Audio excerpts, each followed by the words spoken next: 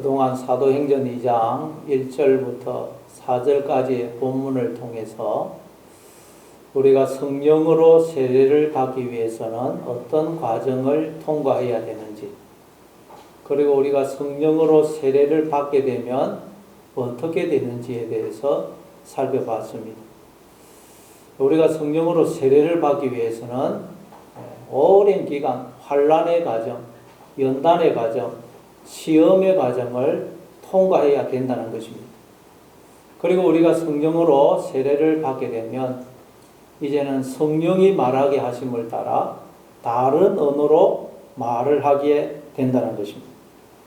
그 누구도 지금까지 한 적이 없고 들어본 적이 없는 새로운 언어, 즉 어떤 경우에도 사람을 위로하고 축복하고 살리는 사랑의 언어, 생명의 언어, 천국의 언어를 말하게 된다는 것입니다.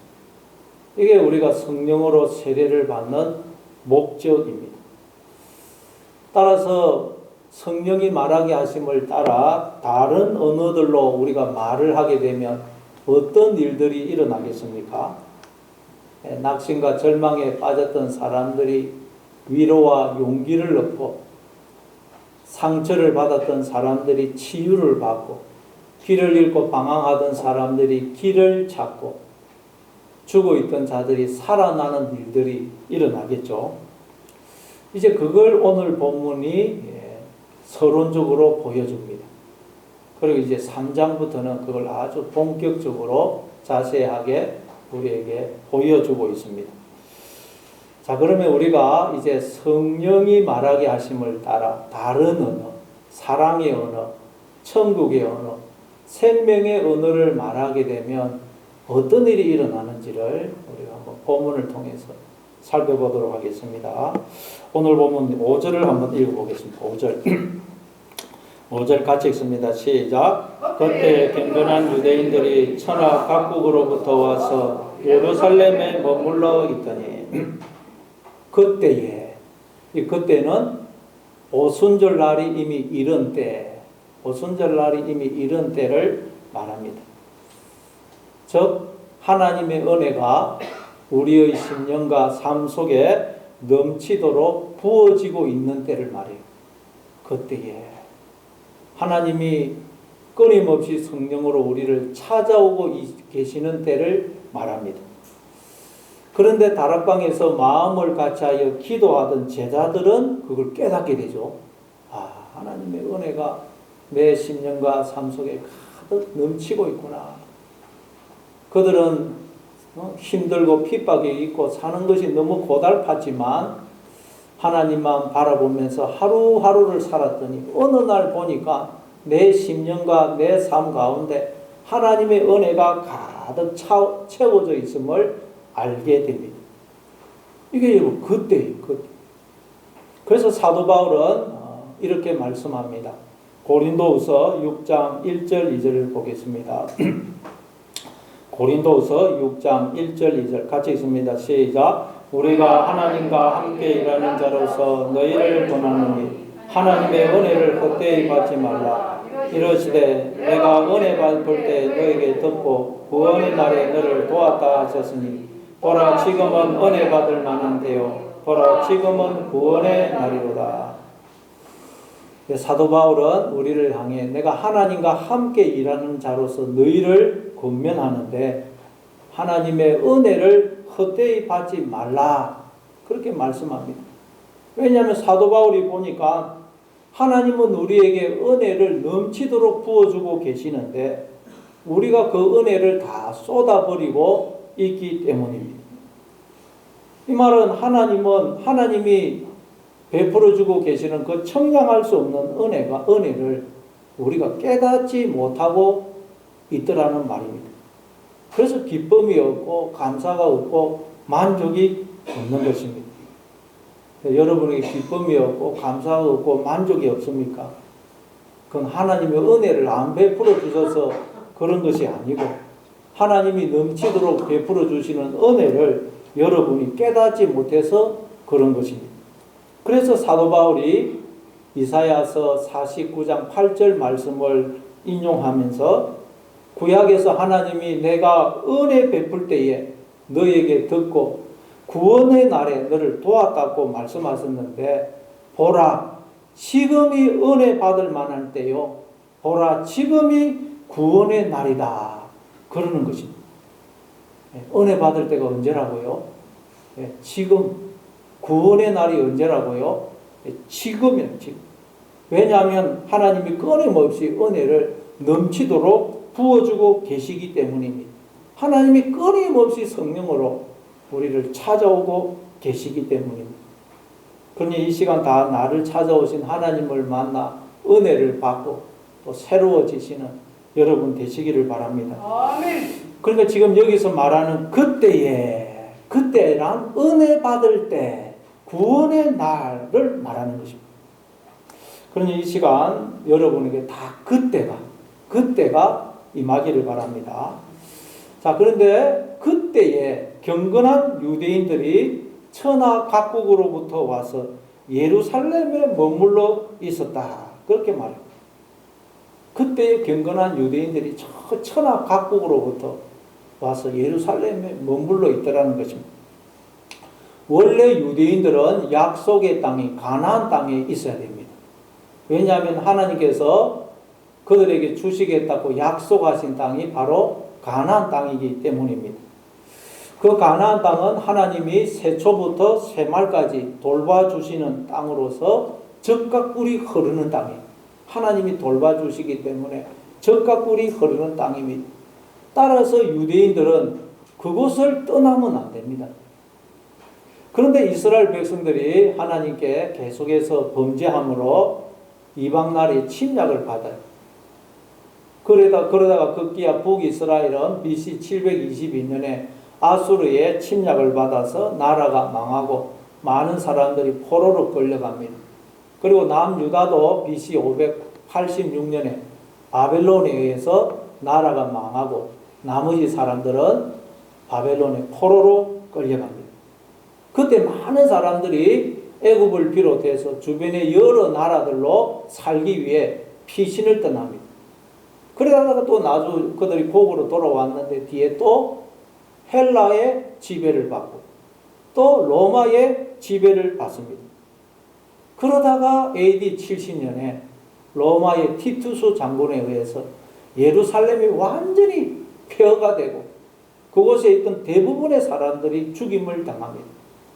유대인 역사가 요세푸스가 쓴 책에 의하면 이때 예루살렘 사람들이 얼마나 잔인하게 죽임을 당했는지 몰라요. 로마 군인들이 다리를 잡고 머리를 바위에 쳐서 죽이고 완전히 얼마나 잔인하게 죽이는지 모릅니다. 그때 이제 나라가 완전히 망하고 이스라엘 백성들이 전 세계에 뿔뿔이 흩어져서 살게 됩니다. 이들을 디아스포라라고 해요. 디아스포라.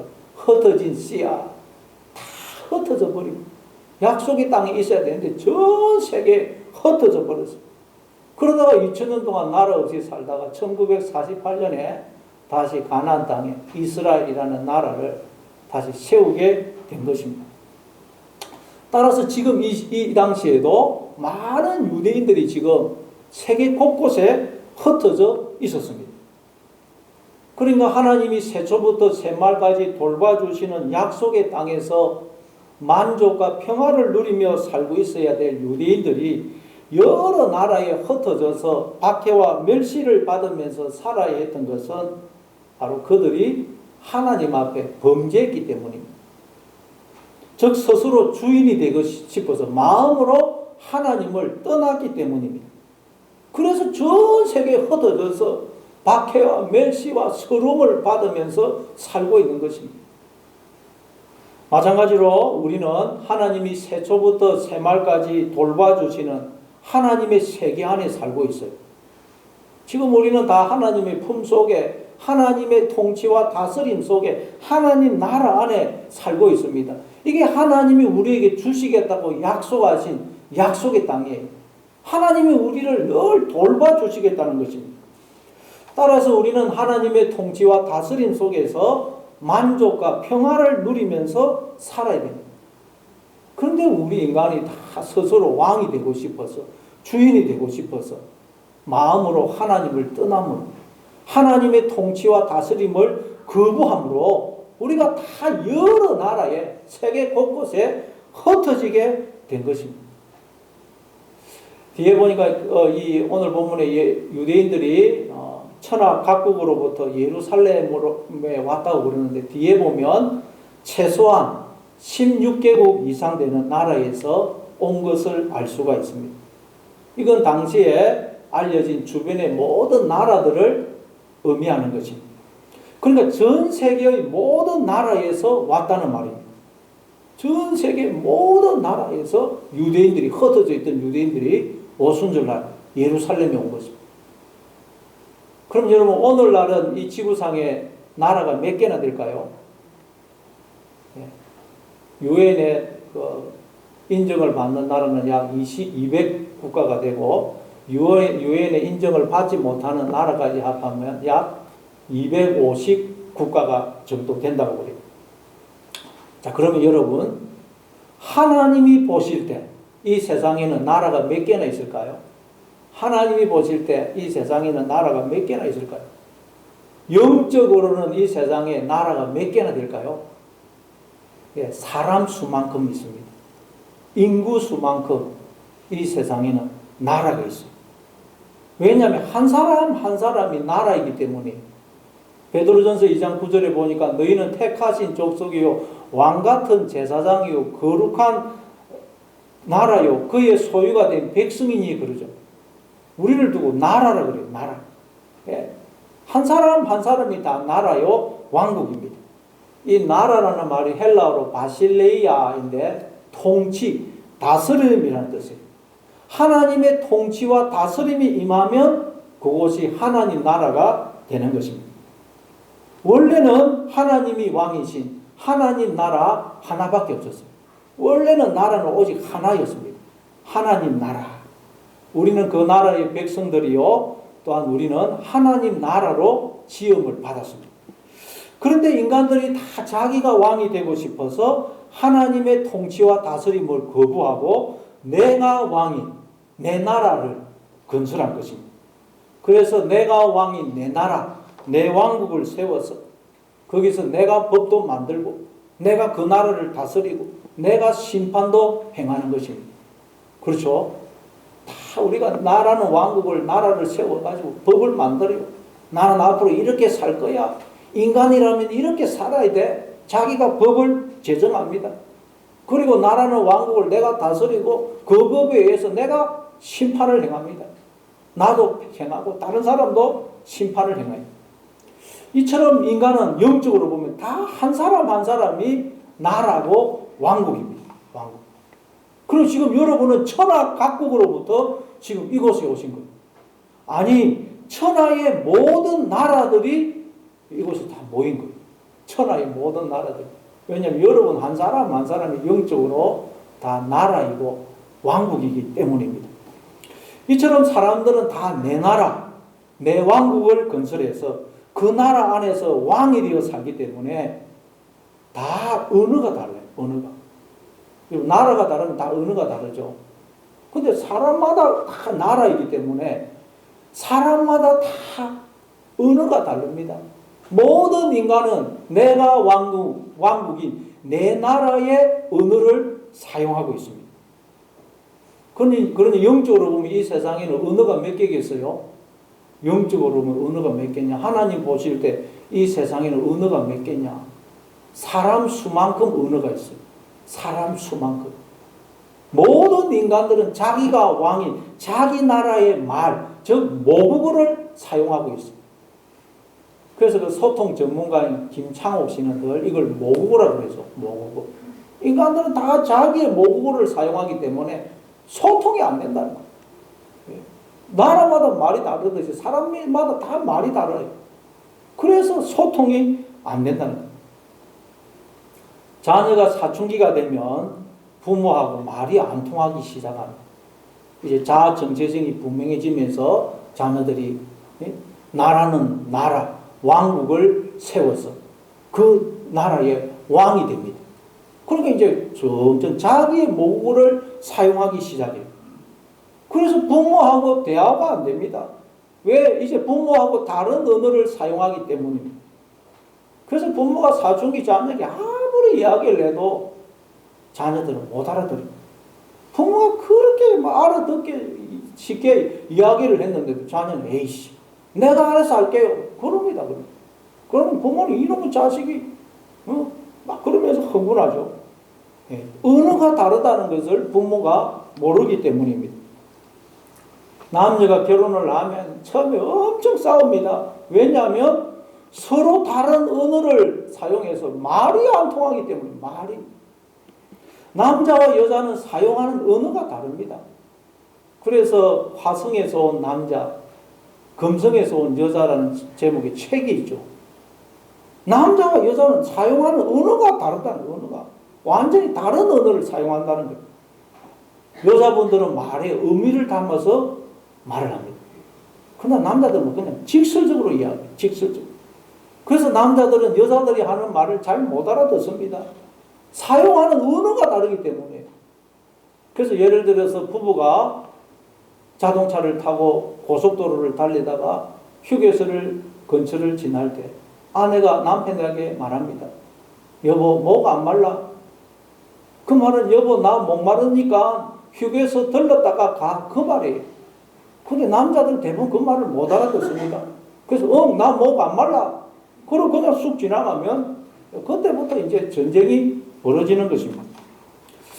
이처럼 남자와 여자는 사용하는 언어가 다를 뿐만 아니라 남자와 여자뿐만 아니라 모든 인간들은 다 사용하는 언어가 다르다는 거예요. 하나님이 보실 때, 영적으로 볼 때 모든 인간들은 다른 언어를 사용하고 있습니다. 그래서 소통이 안 된다는 이 세상이. 소통이 안 되니까 늘 오해가 발생하고 싸움이 벌어지고 전쟁이 그쳐지를 않는 것입니다. 왜 그렇다고요? 모든 인간들이 하나님의 통치와 다스림을 거부하고 내가 왕이, 내 나라, 내 왕국을 세우기 때문에. 그래서 소통이 안 됩니다. 이게 바벨탑 사건이죠. 창세기 11장에 보니까 인간들이 탑을 세워서 그 꼭대기를 하늘에 닿게 해서 자기들의 이름을 내고 온 지면에 흩어짐을 면하려고 합니다. 이게 바로 하나님의 통치와 다스림을 거부하고 내가 왕이, 내 나라, 내 왕국을 세우려고 하는 것입니다. 그래서 하나님은 어떻게 하십니까? 인간들의 언어를 혼잡게 해서 그들을 온 지면에 흩어지죠. 그 말은 하나님이 일부러 인간들의 언어를 혼잡게 하셨다는 뜻이 아닙니다. 그래, 그러면 너희들이 한번 그렇게 해봐라.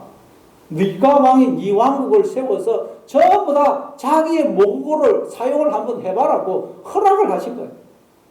그래서 허락을 해가지고 인간들이 그렇게 해보니까 전부 다 인간들은 이 성에 갇힌, 다 성에 갇혀 있고 다 떨어진 섬과 같아요. 섬과.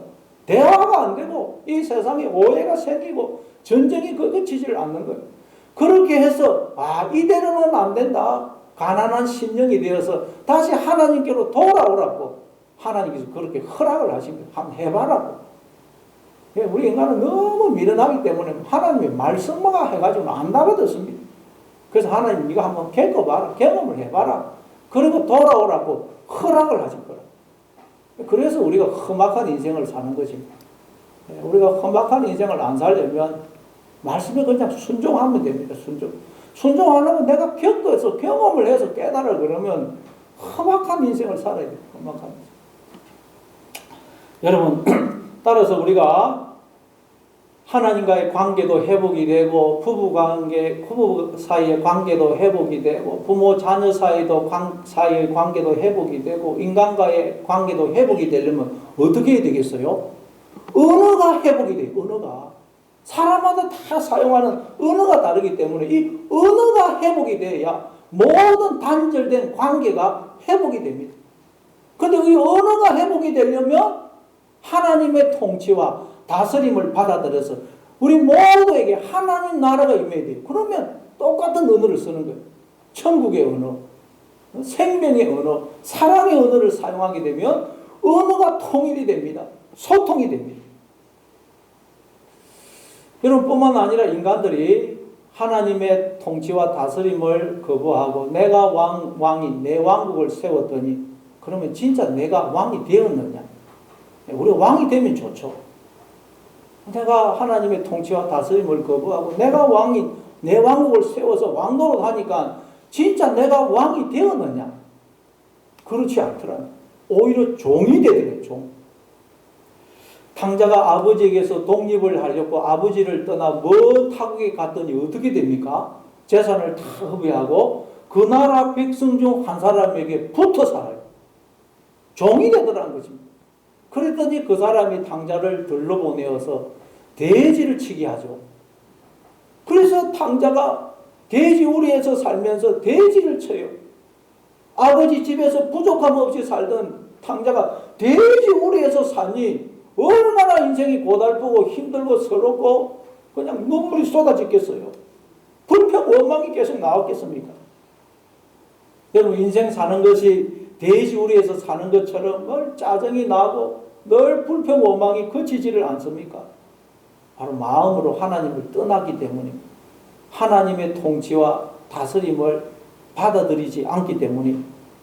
뿐만 아니라 탕자는 돼지가 먹는 지엽 열매로 배를 불리려고 하지만 그것도 주는 자가 없어서 굶주리게 되죠. 여러분, 우리 인생에 기쁨이 없고 감사가 없고 만족이 없습니까? 역시 하나님의 통치와 다스림을 거부하고 내가 왕이 내 나라에서 살고 있게 돼요. 내 나라, 내 왕국. 그러면 우리는 종이 되어서 종노릇하고 굶주리게 됩니다. 내 인생을, 내 왕국을 내가 지켜야 하고 책임져야 되기 때문에 늘 불안하고 두렵고 외롭고 목이 마르고 허무한 것입니다. 이들이 바로 선악 각국으로부터 온 유대인들이에요.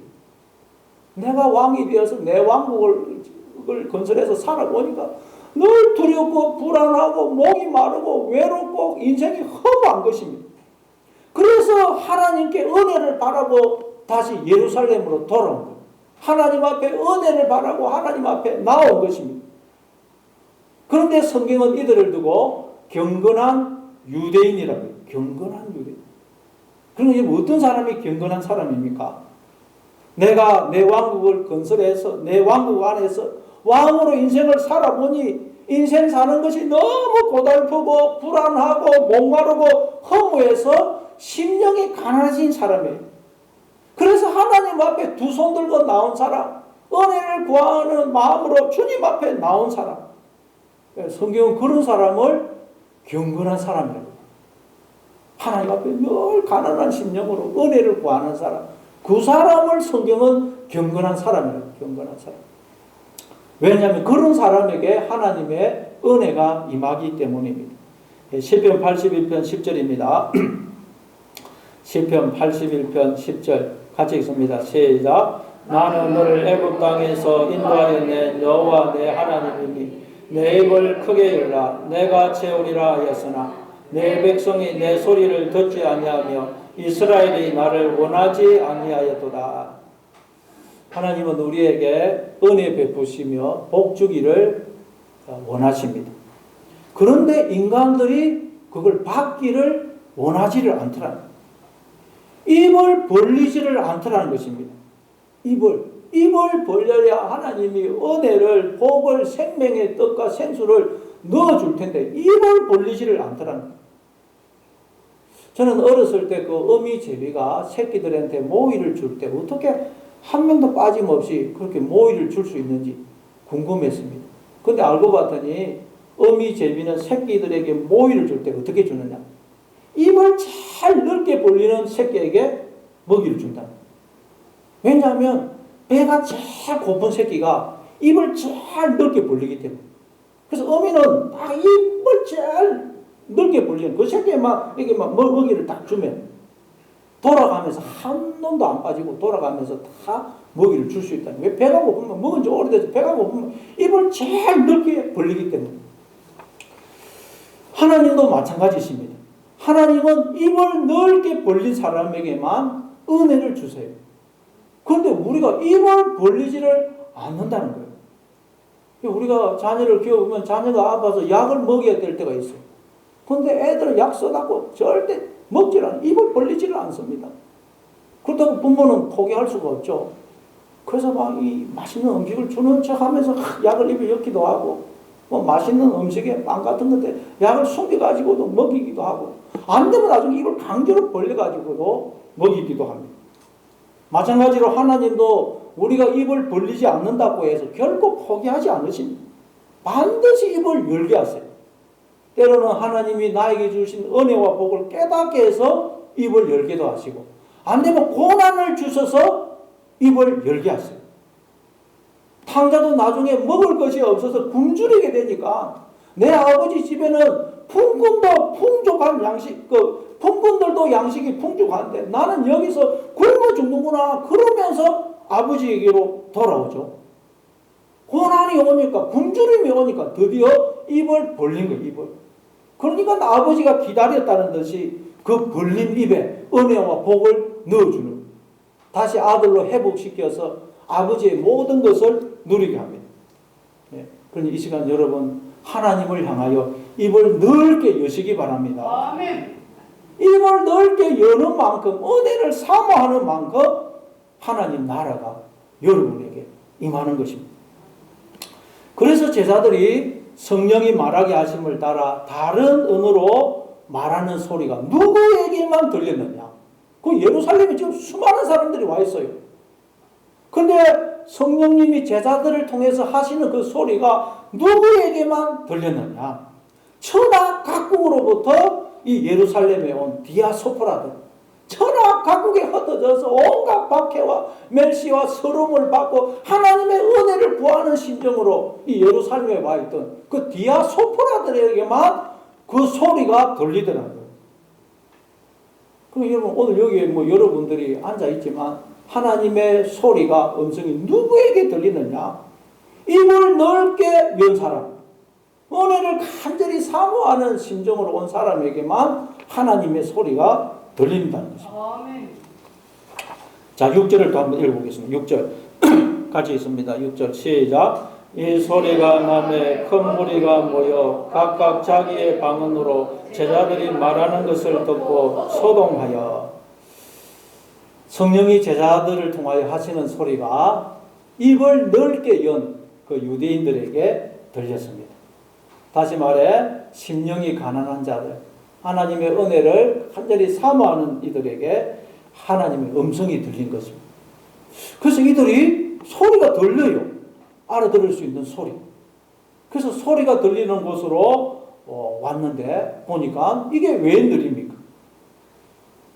제자들이 말을 하는데 이 유대인들이 왔던 그 자기들의 난곳 언어, 자기들의 방언으로 제자들이 말을 하는 것을 듣게 됩니다. 제자들은 그냥 성령이 말하게 하심을 따라 말을 했어요. 그런데 이 디아스포라 유대인들은 그 제자들이 자기들의 언어로, 방언으로 말을 하고 있더라는 거예요. 그러니까 여러분 제자들이 이때 말한 언어는 실제적으로 다른 외국어, 다른 나라의 말, 그 당시 다른 나라의 말, 외국어였습니다. 그런데 성경은 이걸 통해서 우리에게 뭘 말하고자 하느냐? 우리가 성령이 말하게 하심을 따라 다른 말을 하게 되면, 하나님의 통치와 다스림을 받게 되면 우리가 이제 내 모국어가 아닌 듣는 사람의 모국어로 말을 하게 된다는 거예요. 지금까지 모든 인간은 내가 왕이 내 나라의 언어, 즉 내 모국어로 말을 했어요. 모든 인간들은 다 자기 중심적으로 생각하고 자기 중심적으로 말을 합니다. 다른 사람의 언어로는 말을 못해요. 그 사람의 언어를 알 수가 없기 때문입니다. 나이가 들면 이게 더 심해집니다. 사람들은. 그래서 내 때는 말이야, 나는 너만 할 때 이랬어, 라떼는 자꾸 이래요. 자, 그런데 성령으로 세례를 받게 되니까 내 모국어가 아니고 듣는 사람의 모국어로 말을 하게 되더라는 것입니다. 왜냐하면 성령으로 세례를 받게 되니까 하나님의 마음을 품게 되고, 그러게 되니까 그 사람이 처한 입장과 처지와 그 사람이 겪고 있는 고통과 외로움과 눈물과 아픔이 눈에 보이고 그 사람이 하는 소리가 들리기 때문에 전에는 몰랐어요. 그런데 성령으로 세례를 받게 되니까 하나님의 마음을 품게 되니까 그 사람의 심정이 아픔이 눈에 보이고 그 사람의 소리가 들려요.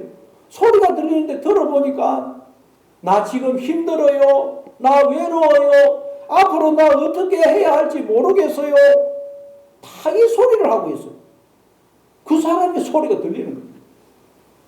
그래서 그 소리를 듣고 정말 그동안 고생 많으셨네요. 걱정할 거 없습니다. 그래서 하나님이 우리를 찾아오셨습니다. 그분이 예수님입니다. 그러니 예수님을 믿으세요. 그러면 아버지 집에서 안식을 누리며 살게 됩니다. 라고 말을 해주게 되는 것입니다. 가끔 TV 같은 데를 보면 국적이 다른 부부가 결혼해서 사는 걸 보게 되죠. 그래서 말이 안 통하는데도 아무 어려움 없이 잘 산다는 거예요. 왜냐하면 사랑하니까 그 사람의 그 상대방의 언어로 말을 하기 때문에 사랑의 언어로 말을 하면 다 통합니다. 그러니까 우리 예수 믿는 사람들은 난 그 사람하고는 말이 안 통해 그런 말을 하면 안 됩니다.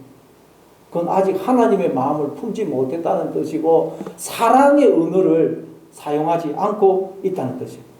우리가 하나님의 마음을 품게 되면 그 사람의 아픔, 눈물, 처지가 눈에 보이고 그 사람의 소리가 귀에 들립니다.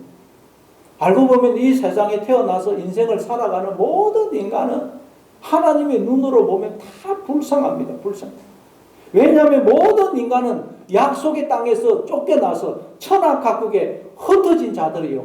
아버지 집을 떠나 먼 타국에 있는 탕자이기 때문입니다. 그러니 얼마나 많은 박해와 서러움과 멸시와 고통을 당했겠어요. 그래서 인간은 누구 하나 없이 예외 없이 수고하고 무거운 짐진 인생을 살아가고 있습니다. 모든 인간은 저마다 소설 수십 권, 수백 권 분량의 파란만장한 인생 스토리가 있습니다. 눈물 없이는 들을 수 없는 기막힌 사연들이 있습니다. 또 뿐만 아니라 모든 인간들은 나는 누구며 왜 살며 어디서 와서 어디로 가는지를 알지 못해 두려움과 허무 속에 다 살고 있습니다. 그런데 우리가 성령으로 세례를 받게 되면 하나님의 마음을 품게 되면서 누구를 보든지 그 사람의 처지, 아픔, 눈물, 고통, 불안을 보게 되고 그 사람이 하는 소리를 들을 수 있게 됩니다. 그래서 그 사람이 알아들을 수 있는 언어로 말을 하게 되는 것입니다. 즉 그 사람을 이해하게 되고 불쌍히 여기게 되고 용납하게 되고 그 사람을 긍휼히 여기게 되는 것입니다.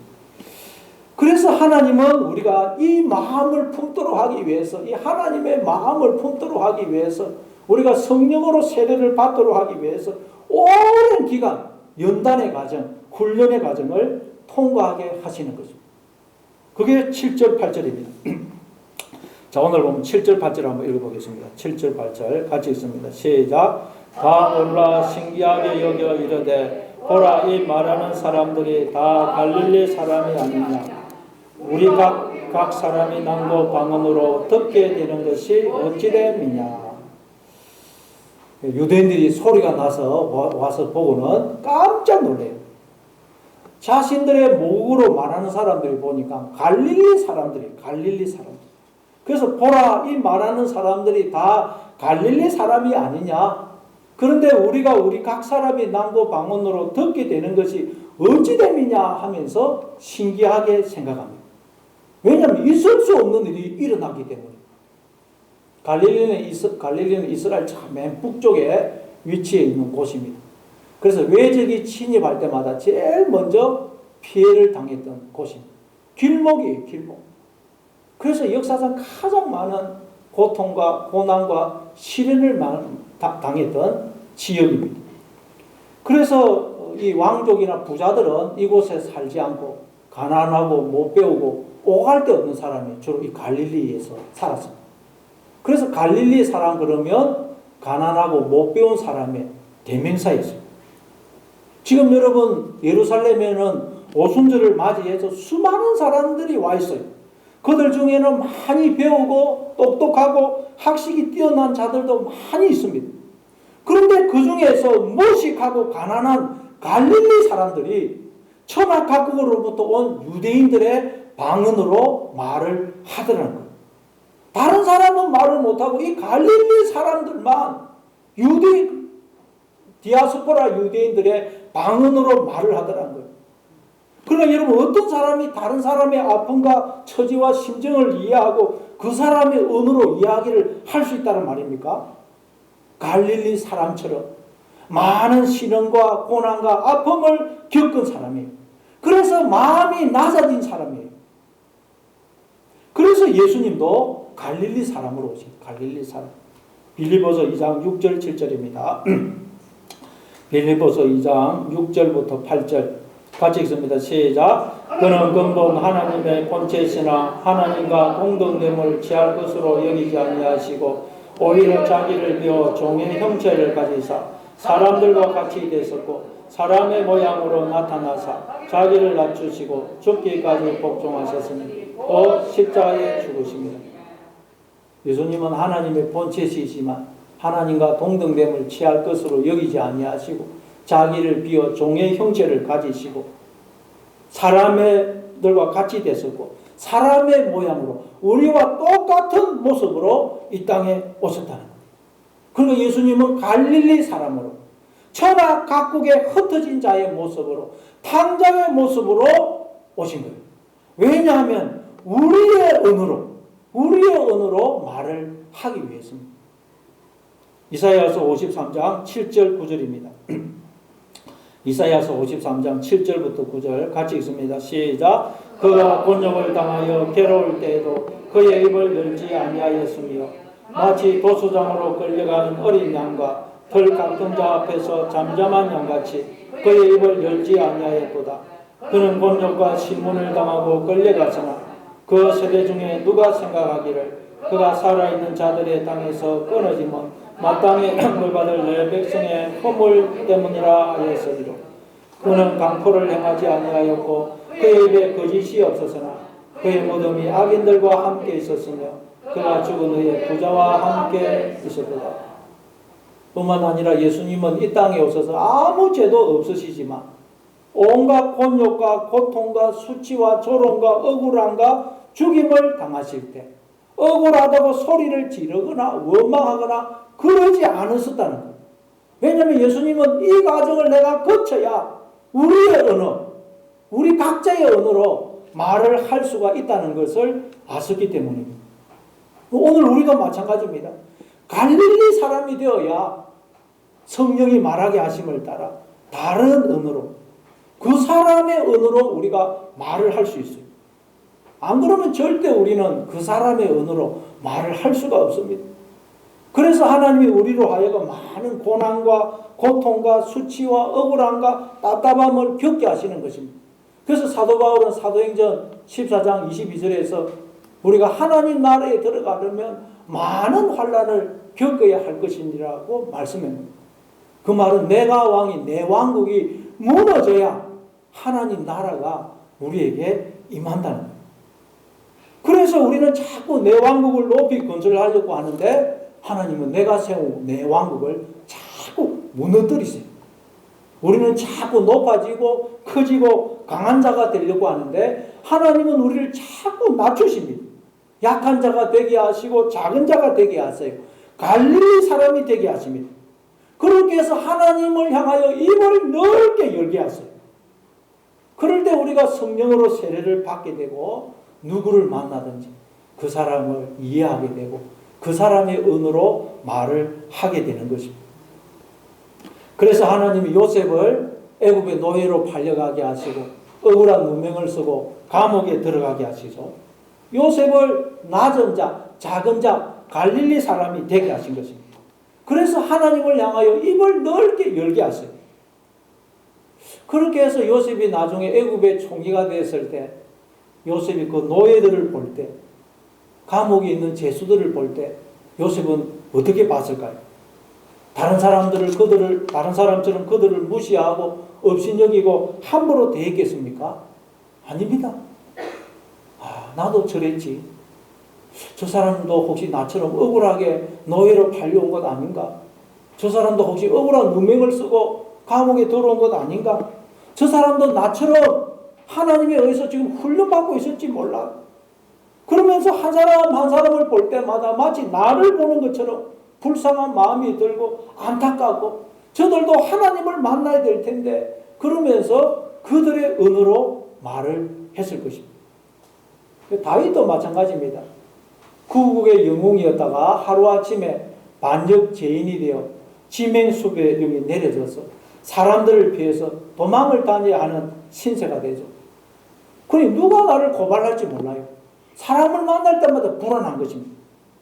블레셋 땅으로 가서는 살기 위해서 미친 척을 해야 했어요. 밤에도 잠을 깊이 못 잤을 것입니다. 언제 나를 잡아갈지 모르니까. 뿐만 아니라 만나는 사람마다 다윗을 비웃고 조롱하고 욕을 합니다. 그래서 다윗이 이때의 심정을 이렇게 표현을 합니다. 시편 22편 6절입니다. 시편 22편 6절 같이 읽습니다. 시작. 나는 벌레요 사람이 아니라 사람의 비방거리요 백성의 조롱거리이니이다. 다윗은 이때 자기의 심정을 나는 벌레고 사람이 아니라 그래. 사람들의 비방거리 조롱거리가 되었다 그래. 이러니 아마 이때 다윗은 공황장애에 걸리지 않았을 것입니다. 나를 벌레라고 생각할 정도니. 그러니까 하나님이 다윗을 완전히 낮추신 것입니다. 약한 자가 되게 하시고 작은 자가 되게 하시고 아무것도 아닌 것이 되게 하신 거죠. 그래서 하나님을 향하여 입을 넓게 열게 하신 거죠. 그러니까 하나님이 다윗으로 하여금 입을 넓게 열게 하시려고, 그래서 은혜를 부어주시려고, 성령으로 세례를 받게 하시려고 이렇게 낮추신 것입니다. 그랬더니 어떤 일이 일어납니까? 사무엘상 22장 1절 2절입니다. 사무엘상 22장 1절 2절 같이 읽습니다. 시작. 그러므로 다윗이 그곳을 떠나 아둘람 굴로 도망하니 그의 형제와 아버지의 온 집이 듣고 그에게 이르렀고 환난당한 모든 자와 빚진 모든 자와 마음이 원통한 자가 다 그에게 물었고 그는 그들의 우두머리가 되었는지 그와 함께한 자가 400명가량이었더라. 다윗이 블레셋에서 돌아와서 아둘람 굴에 거하고 있으니까 환난당한 자, 빚진 자, 마음이 원통한 자가 다 그에게로 모였다고 말해요. 왜냐하면 다윗이 그들의 아픔, 눈물, 고통, 심정을 이해하고 그들의 언어로 말을 했기 때문입니다. 따라서 하나님이 여러분을 낮춰서 약한 자가 되게 하시고 작은 자가 되게 하시고 아무것도 아닌 자가 되게 하십니까? 마치 나를 벌레처럼 만들고 계십니까? 바로 여러분의 입을 넓게 열게 하셔서 은혜를 부어주시려고 그러시는 것입니다. 그래서 여러분들이 하나님의 마음을 품어서 누구를 보든지 그 사람을 불쌍히 여기고 그 사람의 아픔과 고통과 눈물에 공감하고 그 사람의 언어로 말을 하는 자가 되게 하기 위해서입니다. 그러면 그럴수록 우리의 마음에 하나님 나라가 임하는 것입니다. 그 유재석 씨와 조세호 씨가 진행하는 그 유퀴즈라는 프로가 있죠. 그 프로에 보니까 며칠 전에 임천숙이라는 분이 나와서 인터뷰를 한 것을 봤습니다. 임천숙 이분이 그 AOA라는 걸그룹의 참이라는 멤버의 어머니라고 그래요. 근데 그분이 나와서 인터뷰를 하는데 이분은 15년간 가출한 청소년들을 돌봐주는 일을 하고 있다고 그래요.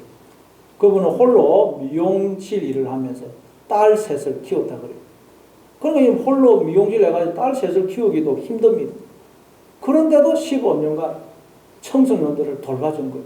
보니까 집에 방이 2개 있는데 방 하나는 딸하고 딸들하고 사용하고 다른 방 하나는 보니까 가출한 청소년들이 와서 살고 있어요. 미용실 안에도 뭐 청소년들이 가득해. 그래서 손님들이 왔다가 놀래서 그냥 돌아가기도 하고 그랬대요. 때로는 그냥 생활비가 없어가지고 밤에 부엌을 떼기도 하고 그렇게 했다는 것입니다. 그런데 왜 이분이 이런 일을 하게 됐느냐? 어린 시절 아버지가 알코올 중독자로 막 폭력을 휘둘렀대요.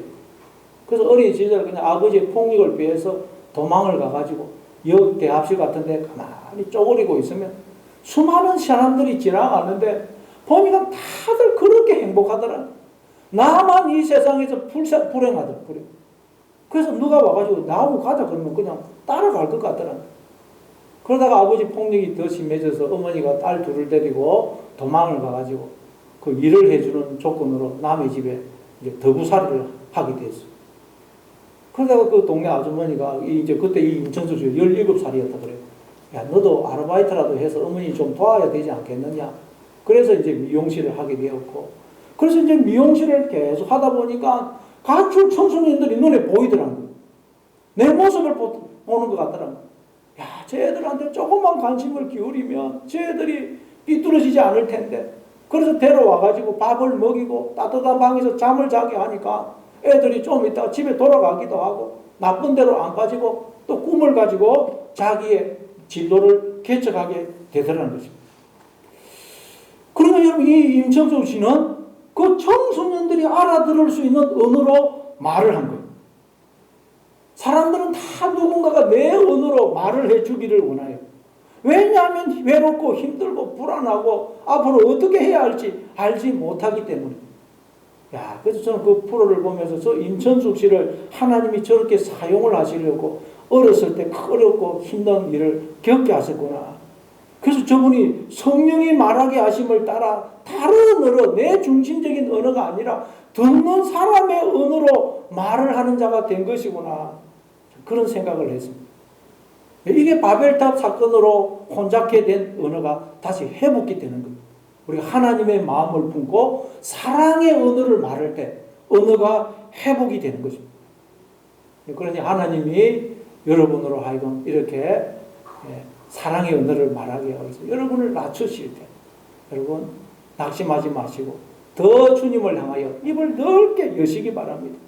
그래서 이제는 하나님의 통치와 다스림을 받아들여서 내 언어가 아닌 하나님의 말을 하는 사랑의 언어를 함으로써 하나님과 세상 사람들을 화해시키고 하나님 나라가 곳곳에 임하게 하는 그런 하나님의 사람들로 살아가는 저와 여러분 다 될 수 있기를 바랍니다. 아멘.